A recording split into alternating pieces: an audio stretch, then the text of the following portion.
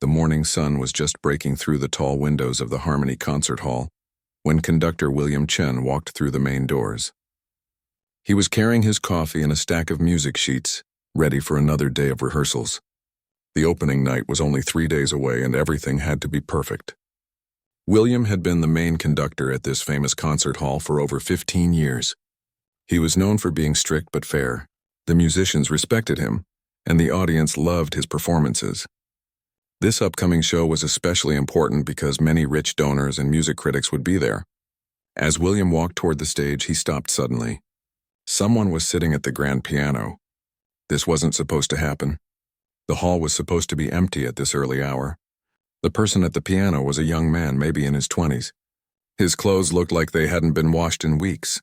His jacket had holes in it and his shoes were falling apart. His hair was messy and long, like he hadn't been to a barber in months. He was just sitting there on the piano bench, not moving, with his eyes closed. William felt his anger rising. This concert hall was his responsibility. The grand piano was worth more than most people's cars. Nobody was supposed to touch it without permission. "Hey!" William shouted as he walked quickly toward the stage. "What are you doing here?" "This is a private building." The young man didn't move or open his eyes. He seemed to be in his own world, completely unaware that someone was yelling at him. William got closer and saw that the stranger looked even worse up close. His clothes were dirty and he smelled like someone who had been sleeping outside. There were dark circles under his eyes and his hands looked rough and worn. "Security!" William called out loudly. His voice echoed through the empty hall. "We have someone who broke in!" 2 security guards came running from different directions. Tom, the older guard, had been working here for 10 years. He knew William well and trusted his judgment. The younger guard, Pete, was new but eager to help. "Sir, we'll get him out of here right away," Tom said, walking toward the piano. But just as Tom reached out to touch the stranger's shoulder, the young man finally opened his eyes. They were deep brown eyes that looked sad but somehow peaceful. He looked at the 3 men standing around him but didn't say anything. "Look, kid," William said, trying to calm down a little. "I don't know how you got in here, but you can't be here. This is private property. The piano is worth hundreds of thousands of dollars. You could damage it just by touching it wrong." The stranger looked down at the piano keys for a moment. His fingers were hovering just above them, not quite touching. He seemed to be listening to something that nobody else could hear. "I wasn't going to hurt it," the young man said quietly. His voice was soft and gentle, not what William expected from someone who looked so rough. "It doesn't matter," William replied. "You're not supposed to be here. Do you have any idea what this place is?" "This is where world-famous musicians perform. We have a show in 3 days that people paid hundreds of dollars to see." The stranger nodded slowly. "I know what this place is. I've been watching from outside for weeks. The music that comes from here is beautiful." This caught William off guard. Most people who broke into buildings were looking to steal something or cause trouble. This young man seemed genuinely interested in the music. Tom stepped forward again. "Come on, son. We need you to leave now. We won't call the police if you go quietly." The stranger stood up slowly from the piano bench. He was taller than William had expected, but very thin, like he hadn't been eating enough. As he started to walk away from the piano, something made William feel a little sorry for him. "Wait," William said. "How did you get in here? Our security system is pretty good." The young man turned around.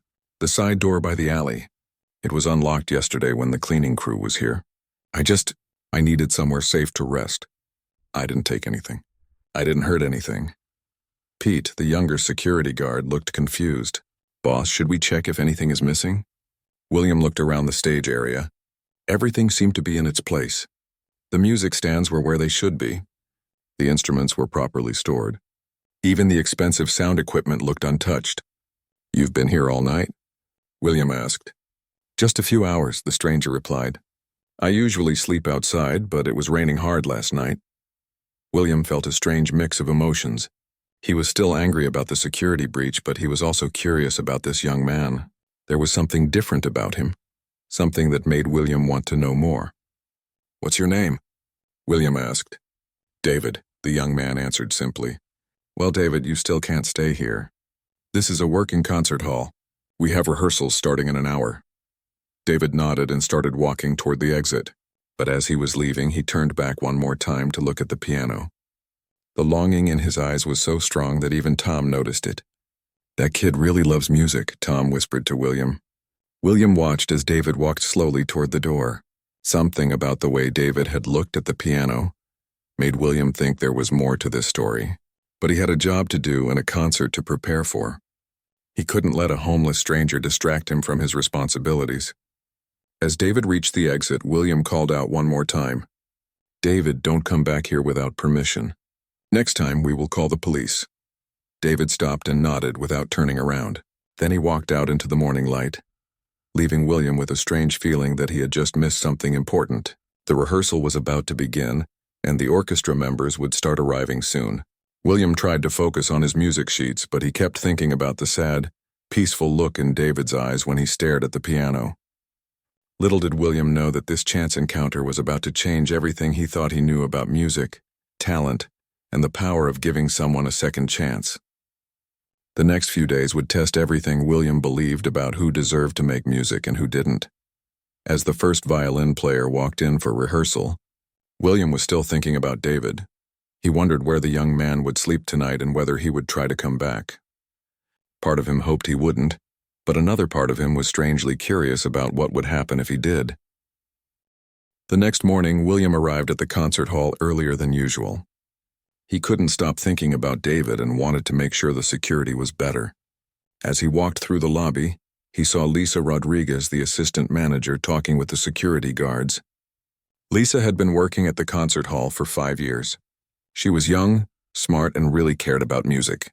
The musicians liked her because she always tried to help them with their problems.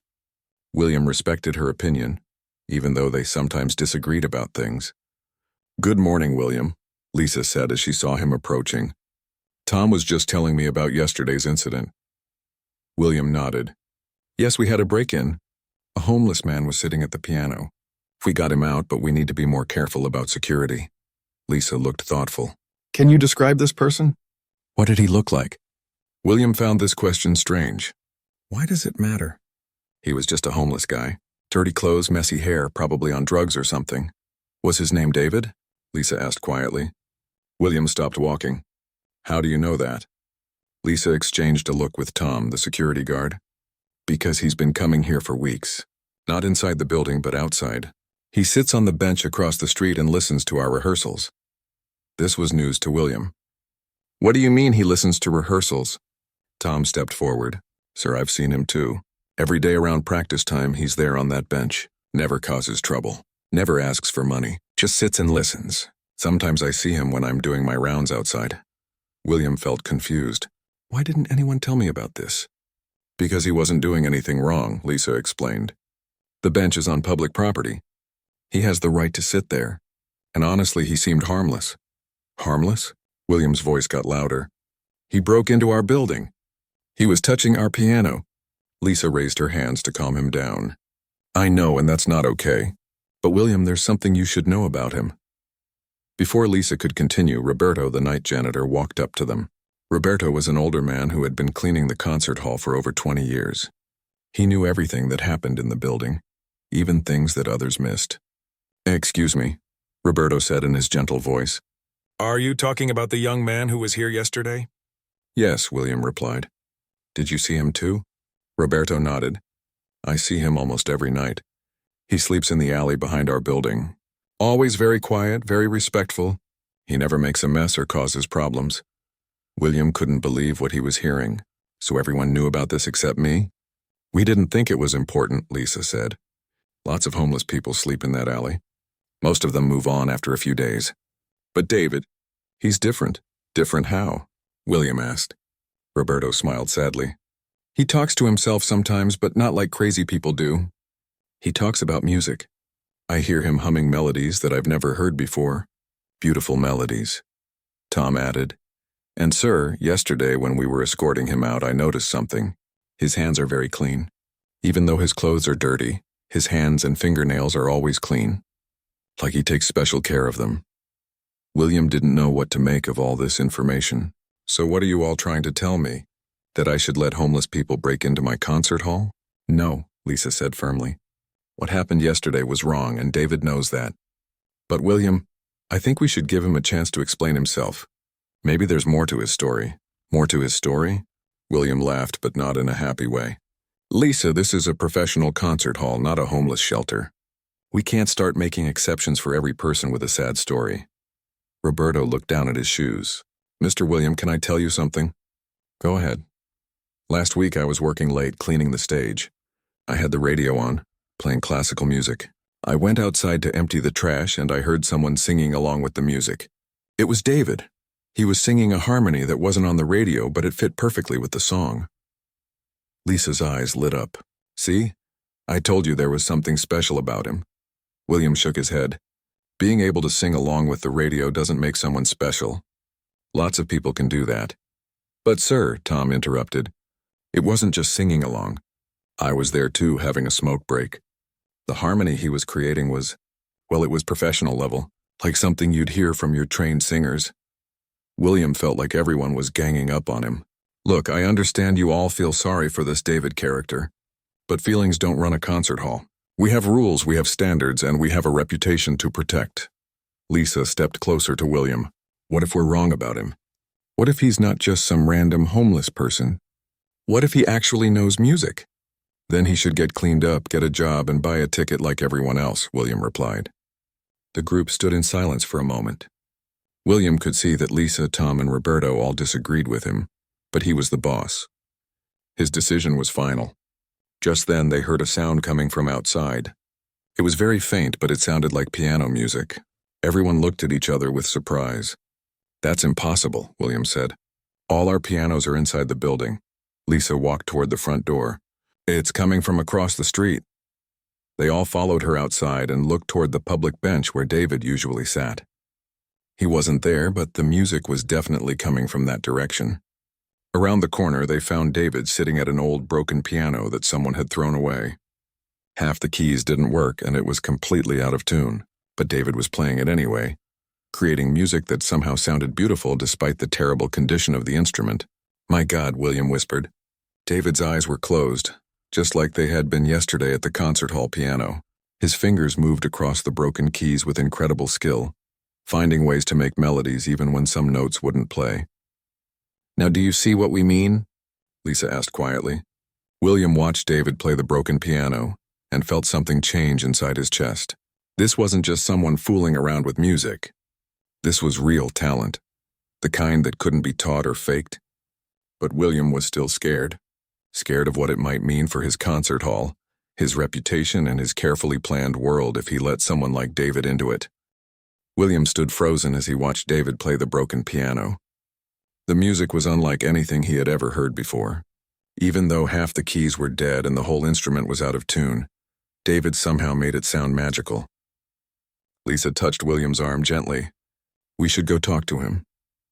William wanted to say no, but his feet started moving toward David before his brain could stop them. As they got closer, they could see David's face.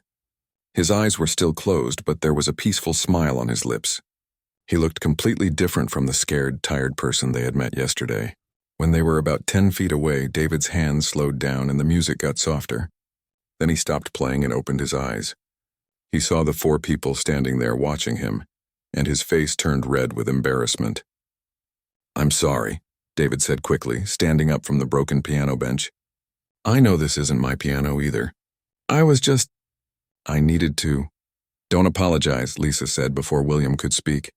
That was beautiful. How did you make that old piano sound so good? David shrugged. Music is music, I guess. It doesn't matter if the instrument is perfect. What matters is what you feel inside. William found his voice again. David, where did you learn to play like that? David looked down at his dirty shoes. I taught myself mostly. When I was younger, I had some lessons, but that was a long time ago. Some lessons? Roberto asked. That didn't sound like some lessons to me. That sounded like years of training. David didn't answer right away. He seemed to be thinking about whether he should tell them something important. David, Lisa said gently, you don't have to tell us anything you don't want to, but we'd like to understand. Yesterday you broke into our concert hall just to sit at the piano. Today we find you here playing this broken instrument like it's a Steinway. There's obviously more to your story. William was surprised by how kind Lisa was being, but he had to admit he was curious too. The music he had just heard was professional level, maybe even better than some of his orchestra members. David sat back down on the broken piano bench and put his hands in his lap. "I used to be different," he said quietly. 3 years ago, I had a scholarship to study music. I was going to be a concert pianist. The four people exchanged looks. This was not what any of them had expected to hear. "What happened?" Tom asked. David's eyes got sad. "My family died in a car accident. My parents and my little sister. I was supposed to be in the car with them, but I stayed home to practice piano instead." His voice broke a little. "After that, I couldn't handle anything. I dropped out of school, lost my apartment, lost everything." William felt like someone had punched him in the stomach. He had been so quick to judge David, but he had never imagined there was such a tragic story behind his situation. "I'm so sorry," Lisa whispered. David wiped his eyes with his sleeve. "For 2 years, I couldn't touch a piano. Every time I tried, I would think about that day and how I chose music over being with my family. But recently, I started hearing melodies in my head again. I can't make them stop, and I can't ignore them." Roberto patted David's shoulder. "That's why you came to listen to our rehearsals." David nodded. "Being near real music again, it helps. It makes me feel like maybe I'm not completely broken." William stood there listening to David's story and feeling terrible about how he had treated him, but he also felt confused. As a conductor, he had seen many talented musicians over the years. What he had just heard from David was beyond talented. It was extraordinary. "David," William said carefully, "would you be willing to come inside and play our piano? Just for a few minutes?" David looked up with surprise. "But yesterday you said—" "Yesterday I was wrong about a lot of things," William admitted. "I'd like to hear you play on a proper instrument." Lisa smiled. "That's a wonderful idea." David looked scared. "I don't know if I should. What if I mess up? What if I'm not as good as you think?" "Then you mess up," William said simply. "But David, I've been working with musicians for 20 years. What I just heard you do with that broken piano, that's not something you can fake." They all walked back to the concert hall together. William's hands were shaking a little as he unlocked the door. He wasn't sure why he was doing this, but something told him it was important. As they walked into the main hall, David stopped and looked around with wonder. The morning light was coming through the tall windows, making everything look golden. The grand piano sat in the center of the stage like a beautiful black sculpture. "It's even more beautiful inside," David whispered. William led them all onto the stage. The piano lid was already open from yesterday's rehearsal preparations. David approached it slowly like he was walking toward something sacred. "Go ahead," William encouraged him. David sat down on the piano bench and looked at the keys. His hands were shaking slightly. "I haven't played a real piano in almost 3 years," he said. "Take your time," Lisa said softly.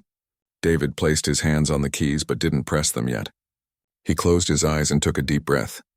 Then very gently he began to play. The first notes filled the concert hall like drops of liquid gold. The sound was pure and clear, nothing like the broken piano outside. David's hands moved across the keys with incredible grace, and the music that came out was so beautiful that William felt tears forming in his eyes. This wasn't just good playing. This was the kind of music that William had only heard from world-famous pianists. The melody was complex but felt natural, like it had always existed and David was just discovering it. Tom, Roberto, and Lisa stood perfectly still, afraid that any movement might break the spell. The music seemed to fill not just the concert hall but also their hearts. As David continued to play, William realized that everything was about to change. This homeless young man playing with his eyes closed wasn't just talented. He was a miracle. As David continued playing, something magical started happening in the concert hall. The music wasn't just beautiful, it was alive. Each note seemed to dance in the air, creating melodies that no one had ever heard before. William watched David's hands move across the keys and couldn't believe what he was seeing. David's fingers were finding combinations of notes that shouldn't work together, but somehow they created the most perfect harmonies. It was like watching someone speak a language that was more beautiful than words. "This is impossible," William whispered to himself. But the impossible was happening right in front of him. David's playing got stronger and more confident with each passing minute. His whole body seemed to be connected to the music, swaying gently as his hands created magic on the keyboard. Just then they heard footsteps coming from the back of the concert hall. 3 orchestra members had arrived early for rehearsal, Jennifer the violin player, Carlos the cellist, and Michael the flute player. They had heard the piano music from outside and came in to see who was playing. "William?" Jennifer called out as she walked down the aisle. "Who's that at the piano?" William turned around with his finger to his lips, signaling them to be quiet. The three musicians came closer to the stage, and when they heard the music clearly, they stopped walking. "Oh my God," Michael breathed. Carlos set down his cello case and just stared at David. "Who is this person?" "Just listen," William said quietly. David seemed to sense that more people were in the room, even though his eyes were still closed. Instead of getting nervous, he seemed to get inspired by having an audience. The music became even more complex and beautiful. Jennifer, who had been playing violin for 15 years, recognized that what David was doing was extraordinary. "William, he's improvising all of this, isn't he?" "There's no sheet music." William nodded. "Everything you're hearing is coming from his imagination." As if he could hear their conversation, David's playing suddenly changed. He started creating a melody that sounded like it was meant for violin. His left hand played a bass line while his right hand played the main melody, but there was space in the music. Space that seemed to be calling for other instruments. Jennifer understood immediately. Without saying anything, she opened her violin case and took out her instrument. She tuned it quickly and quietly, then started playing along with David's melody. The moment Jennifer's violin joined the piano, David's face lit up with joy. Even with his eyes closed, he could hear her playing, and he started changing his music to support her violin melody. It was like watching two people have a conversation, but instead of words, they were using music. Carlos couldn't resist any longer. He opened his cello case and joined in, adding deep, rich notes that made the music sound even fuller. Then Michael got his flute ready and added light, dancing melodies on top of everything else. What happened next was pure magic. David, still with his eyes closed, began to conduct the other musicians with small movements of his head and shoulders. When he wanted the violin to get louder, he leaned toward Jennifer. When he wanted the cello to play softer, he made a gentle gesture with his left hand while still playing piano with his right. The four musicians had never played together before, but they sounded like they had been rehearsing for months. David's piano was the foundation that held everything together, but he also seemed to know exactly what each instrument needed to sound its best. More orchestra members started arriving for rehearsal. They heard the music before they even got inside the building. One by one, they came into the concert hall and stood amazed by what they saw. "Is that the homeless guy from yesterday?" someone whispered. "No way, that's the same person," another musician replied. But it was David, transformed by music from a scared, dirty young man into something that looked almost magical. His whole face glowed with happiness as he played. His earlier sadness seemed to disappear, replaced by pure joy. Sarah, the trumpet player, set up her instrument and joined in. Then came Alex on clarinet and Beth on French horn. One by one, nearly the entire orchestra started playing along with David's improvised music. William stood watching all of this with his mouth open. In 20 years of conducting, he had never seen anything like it. Usually it took weeks of practice for the orchestra to sound this good together. But David was somehow bringing out the best in every single musician. The music kept building and building. David's piano playing became more energetic, and the orchestra followed his lead. They were all smiling now, caught up in the joy of creating something beautiful together. Lisa, Tom, and Roberto stood at the edge of the stage with tears in their eyes. They had seen something that they knew they would remember for the rest of their lives. Then slowly, David began to bring the music to an end. His playing got softer, and the orchestra followed him down to a gentle whisper. The last notes hung in the air like golden threads, and then there was silence. David opened his eyes for the first time since he started playing. He looked around at all the musicians surrounding him and seemed surprised to see them there. "I'm sorry," he said quickly. "I didn't mean to interrupt your rehearsal." The orchestra members started clapping. Then the clapping got louder and louder until it filled the entire concert hall. Jennifer wiped tears from her eyes. Carlos was shaking his head in amazement. Michael just kept saying, "Incredible, incredible," over and over. William walked over to David, who was still sitting at the piano bench looking confused by all the attention. "David," William said, his voice shaking with emotion, "I have been wrong about everything. You're not just a talented musician. You're something I've never seen before." David looked down at his hands. "I just play what I feel inside. I don't really know what I'm doing." That's exactly what makes it so special, Jennifer said. David, I've been playing violin since I was 5 years old, and I've never experienced anything like what just happened. Carlos nodded in agreement. It was like you could read our minds and know exactly what we wanted to play. David smiled shyly. Music is like a language.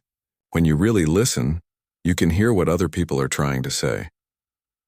William realized that he was standing in front of someone truly extraordinary, but he also realized that David's talent came with a responsibility. What were they going to do with this gift that had just walked into their lives?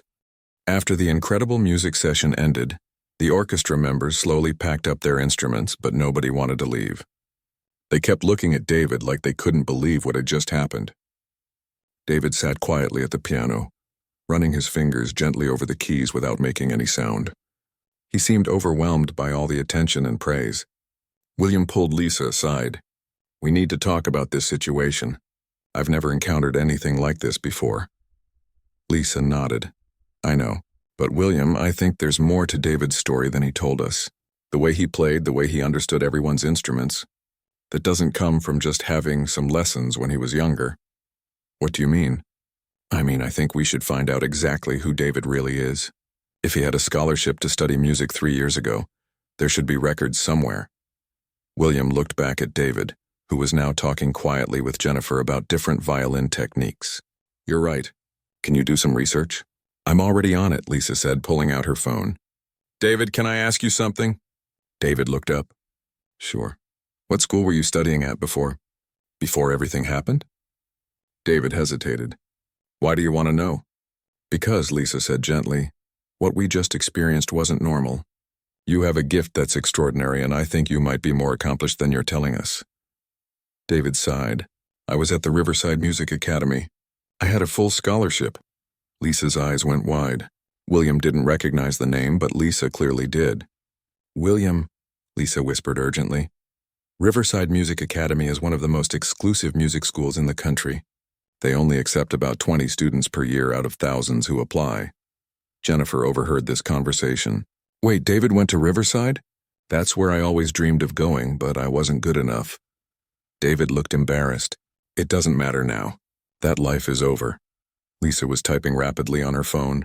David, what's your last name? Thompson. Lisa kept searching, her face getting more and more excited. William, you need to see this. She handed her phone to William.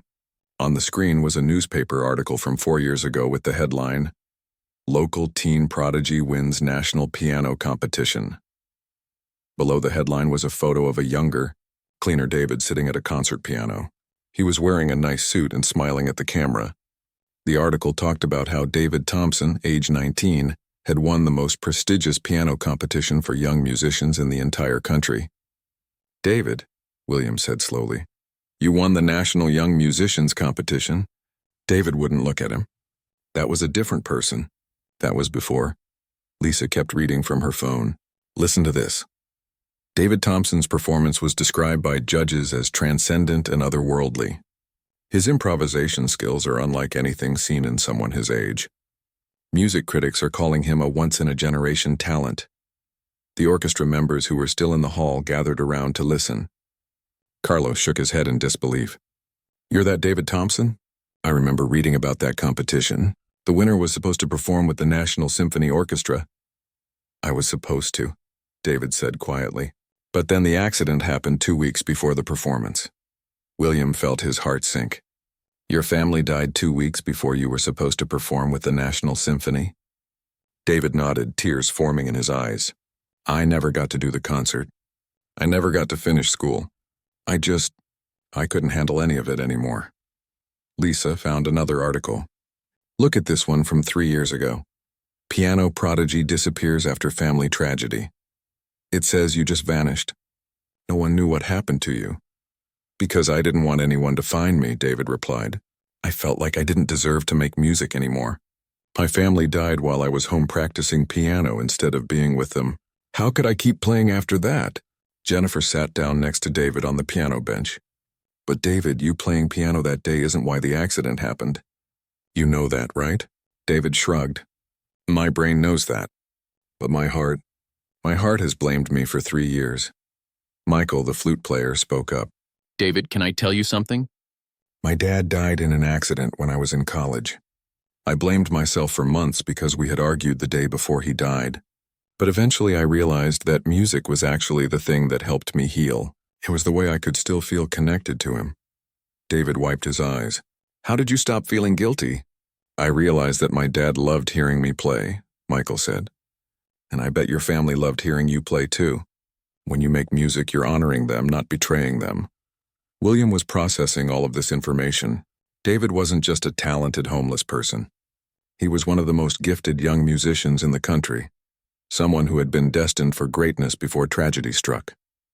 David, William said carefully, what have you been doing for the past 3 years?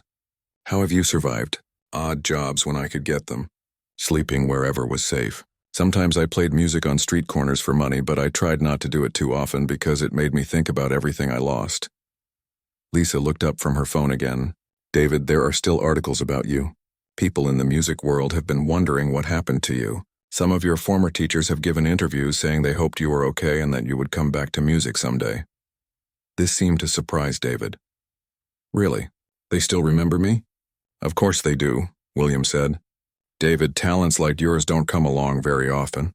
The music world lost something precious when you disappeared. David sat quietly for a long moment, thinking about everything that had been said. Finally, he looked up at William. What happens now? David asked. I mean, I'm grateful that you let me play today, but I'm still homeless. I still don't have anything. I can't just go back to the way things were before. William looked at Lisa, then at the orchestra members who were still gathered around. An idea was forming in his mind, but it was so crazy that he wasn't sure he should even say it out loud.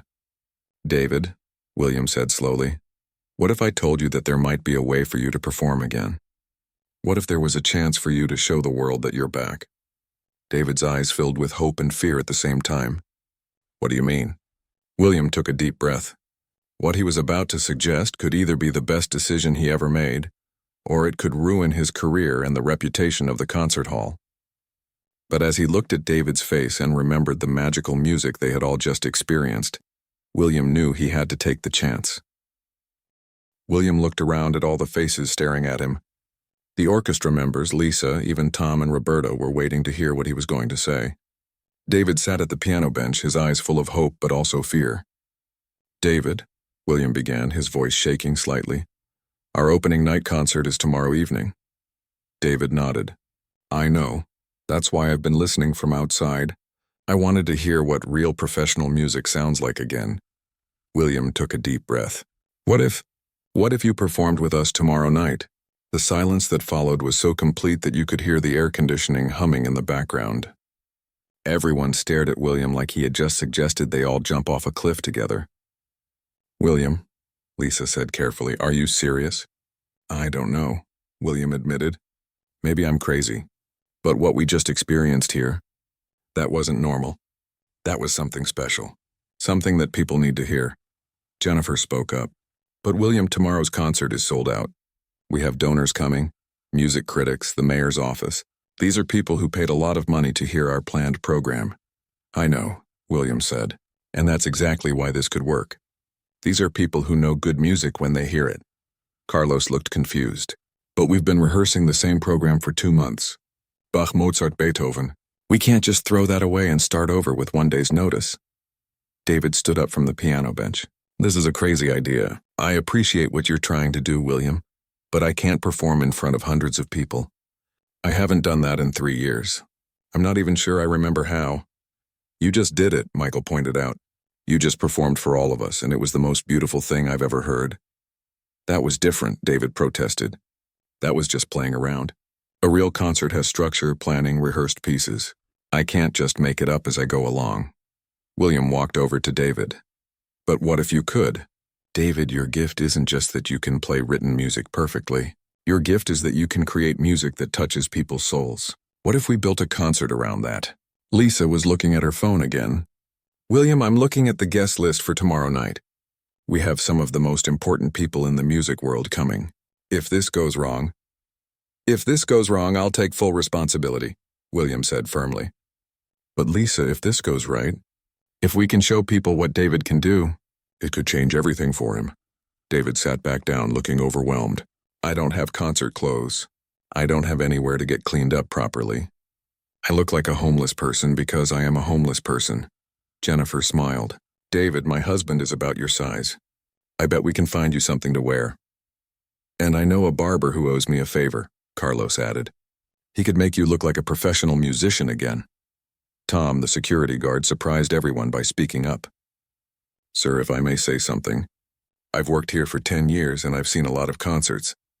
But what happened here today, I've never seen the musicians look so happy while they were playing. That young man has something special. Roberto nodded in agreement.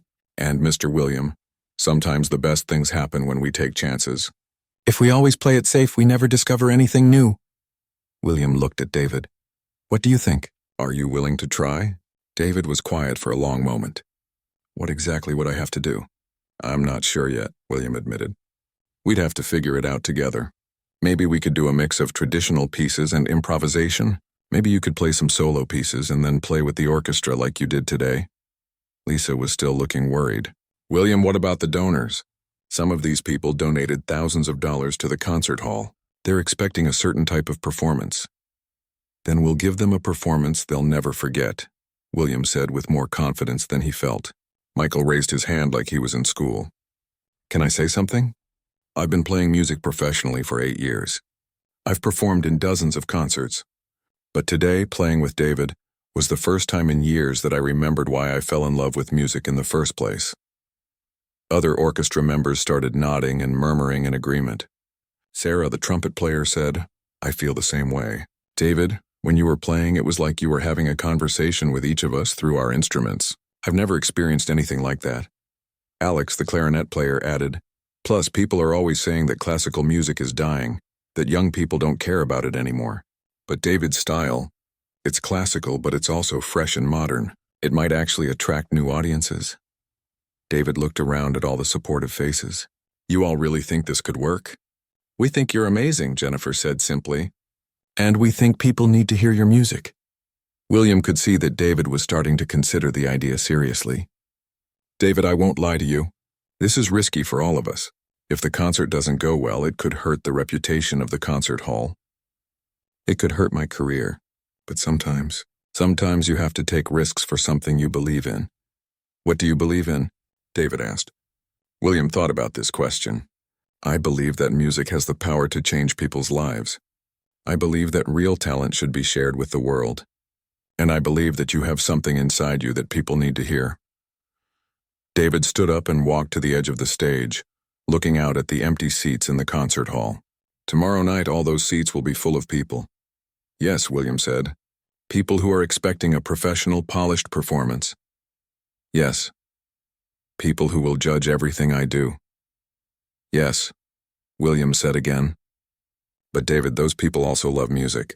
When they hear what you can do, they'll understand that they're witnessing something special. David turned back to face the group. If I say yes, if I agree to try this, I need you all to promise me something. What? William asked. If I freeze up, if I can't do it, if I mess up completely. Promise me you'll have a backup plan. I don't want to ruin this for everyone. William smiled. David, we've been rehearsing our original program for 2 months. We can always fall back on that if we need to. David looked each person in the eye one by one. Then he took a deep breath and nodded. Okay, he said quietly. Let's try to do something impossible. The concert hall erupted in cheers and applause. But as everyone celebrated, William felt both excitement and terror. In less than 24 hours, they were going to put David Thompson back on stage for the first time in 3 years. William just hoped they weren't all about to make the biggest mistake of their careers. The next 24 hours flew by like a whirlwind. William barely slept as he tried to figure out how to reorganize an entire concert with less than 1 day's notice. Early that morning, Jennifer arrived at David's usual spot behind the concert hall with a bag of clothes from her husband. She found David sitting against the wall, looking nervous and tired. Did you sleep at all? She asked. David shook his head. I kept thinking about tonight. Part of me is excited and part of me is terrified. Jennifer handed him the bag. My husband's clothes should fit you pretty well. And Carlos arranged for his barber friend to meet us at the shop in an hour. David looked at the nice clothes in the bag. Jennifer, why are you all doing this for me? You barely know me. Jennifer sat down next to him on the ground. Because music brought us together, and because everyone deserves a second chance. 2 hours later, David looked like a completely different person. The barber had cut his hair and trimmed his beard.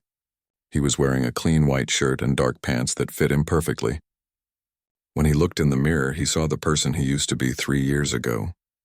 "I almost forgot what I looked like clean," David said with a nervous laugh. Meanwhile, at the concert hall, William was having the most stressful day of his career.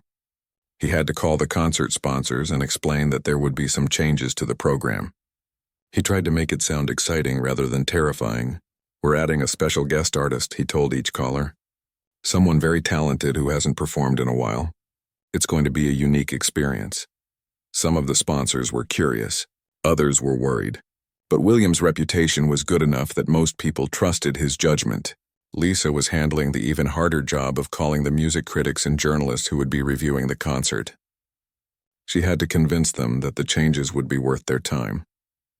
"Trust me," she told the critic from the city newspaper. "This is going to be a concert that people talk about for years." By afternoon, David was back at the concert hall for his first real rehearsal with the full orchestra. He looked handsome and professional in his new clothes, but William could see that he was nervous. "How are you feeling?" William asked. "Like I might throw up," David admitted. "It's been 3 years since I performed for anyone other than pigeons and stray cats." The orchestra members gathered around David to offer support. Over the past day, word had spread about his incredible talent, and everyone was excited to work with him. "Remember," Jennifer said, "just play what you feel. That's what made yesterday so special." William had spent all night working out a program that would showcase David's talents while still giving the audience some familiar music. They would start with a traditional piece that the orchestra knew well. Then David would perform a solo improvisation. Then they would end with a collaborative piece where David could lead the orchestra in creating something new. "The most important thing," William told everyone, "is that we support each other. This is an experiment, and experiments sometimes fail, but they also sometimes create magic." The first rehearsal was rocky. David was so nervous that his hands were shaking, and he made several mistakes he never would have made the day before. The orchestra members tried to be encouraging, but William could see that everyone was starting to worry. "Let's take a break," William announced. David walked off the stage and sat in one of the audience seats with his head in his hands. "I can't do this, William. I'm going to embarrass everyone." William sat down next to him. "David, do you remember what you told me yesterday about music being a language?" David nodded. "Well, right now you're trying to speak that language with stage fright covering your mouth. But the language is still inside you. We just need to help you find it again." Lisa had an idea. "David, what if we turn off all the lights except for the stage lights? That way you can't see the empty seats and you can pretend it's just us here." They tried the rehearsal again with dimmed lights, and David immediately played better. Without the distraction of seeing the concert hall around him, he could focus on the music. By evening, they had run through the program 3 times. It wasn't perfect, but it was good enough to give William hope that they wouldn't completely embarrass themselves. As the sun set, people started arriving for the concert. William watched through his office window as cars pulled up and well-dressed people walked toward the entrance. His stomach felt like it was full of butterflies. David was in the small room behind the stage that they used as a dressing area. He was pacing back and forth, practicing piano pieces on a silent keyboard. "David," Lisa said, knocking on the door. "How are you doing?" "I keep forgetting how to play," David said. "My hands feel like they belong to someone else." Jennifer peeked her head in. "David, I have something that might help." She handed him a small photo. "This is a picture of my daughter. She's 8 years old and she's just starting to learn piano. When I told her about you, she said she hopes you play something beautiful tonight. I want you to remember that there are people out there who need to hear your music." David looked at the photo of the little girl smiling at the camera. "What's her name?" "Emma." David smiled for the first time all day. "Tell Emma I'll try to play something she would like." At 7:30, the concert hall was full. William peeked through the curtain and saw 500 people in their seats talking and laughing as they waited for the show to begin. In the front row, he spotted several important music critics and donors. "This is it," William whispered to himself. At exactly 8 gauss, William walked onto the stage to address the audience. He had prepared a short speech explaining that tonight's concert would be a little different from what they expected. Ladies and gentlemen, William began, tonight you're going to witness something special. We're honored to present a young musician who has extraordinary gifts. His name is David Thompson, and this is his return to the concert stage after a 3-year absence. The audience applauded politely, but William could see confused looks on some faces. They had no idea what they were about to experience. Behind the curtain, David stood with his eyes closed, listening to the sound of the audience. His hands were still shaking, but there was something different in his face now. The fear was still there, but so was determination. I can do this, he whispered to himself. For Emma, for my family, for everyone who believes in me. The curtain rose and David's second chance began. The concert hall fell completely silent as David walked onto the stage. He looked like a professional musician in his clean clothes and neat haircut. But William could see that his hands were still trembling slightly. David sat down at the grand piano and adjusted the bench. The audience of 500 people waited quietly, not knowing what to expect. Some of them had heard William's introduction and were curious about this mysterious young musician who was returning after 3 years away. For a moment, David just sat there with his hands resting on his knees. William held his breath, worried that David might freeze up completely. Then David closed his eyes, took a deep breath, and placed his hands on the keys. The first notes filled the concert hall like drops of pure light. David started with something gentle and simple, a melody that seemed to float through the air. But even in these simple notes, the audience could hear something special. As David continued playing, his confidence grew. The nervousness left his face, replaced by the same peaceful expression William had seen yesterday. David's hands moved across the keys with increasing grace and power. The piece David was playing wasn't written by any famous composer. It was coming straight from his heart, created in real time for this audience on this night. The melody told a story of sadness and loss, but also of hope and healing. William watched the audience and saw something amazing happening. People who had been checking their phones put them away. Conversation stopped completely. Even the critics who usually looked bored were leaning forward in their seats. After about 10 minutes, David brought his solo piece to a gentle close. The last notes hung in the air like a beautiful memory. For a moment, nobody moved. Then the applause started. It wasn't polite, quiet clapping. It was the kind of applause that comes from the heart, when people have just experienced something truly special. Some people were wiping tears from their eyes. David opened his eyes and looked out at the audience for the first time. Instead of fear, his face showed surprise and gratitude. He stood up and gave a small bow, then looked back at William. This was the signal for the second part of the program. The orchestra members took their positions, and William walked to his conductor's podium. They were going to perform a piece by Mozart, but with David adding his own improvisational touches. As the orchestra began playing the familiar Mozart melody, David listened carefully. Then at just the right moment, he joined in. But instead of just playing the written piano part, David created new melodies that danced around the orchestra's music. It was like watching two old friends have a conversation. The orchestra would play a phrase and David would answer with something that complemented it perfectly.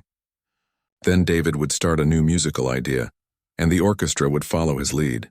Jennifer, playing violin, had tears of joy in her eyes as she played along with David's improvisations. This was what music was supposed to feel like, alive, spontaneous, full of emotion. The audience was completely mesmerized. Even people who didn't know much about classical music could tell that something extraordinary was happening on stage. David wasn't just playing notes. He was speaking directly to their souls. As the Mozart piece came to an end, the applause was even louder than before. But William wasn't done yet. He had saved the most ambitious part for last. Ladies and gentlemen, William announced to the audience, for our final piece tonight, David Thompson and our orchestra are going to create something that has never existed before. They're going to improvise a completely new piece of music right here, right now. This caused a stir in the audience. Creating brand new music on the spot was almost unheard of in classical concerts. Some people looked excited, others looked nervous. David closed his eyes again and began with a single haunting note. He held it for a long moment, then added another note, then another. Slowly, a melody began to emerge. Carlos, the cellist, was the first to join in. He found a bass line that supported David's melody perfectly. Then Jennifer added violin harmonies. One by one, the entire orchestra joined the musical conversation. What happened next was pure magic.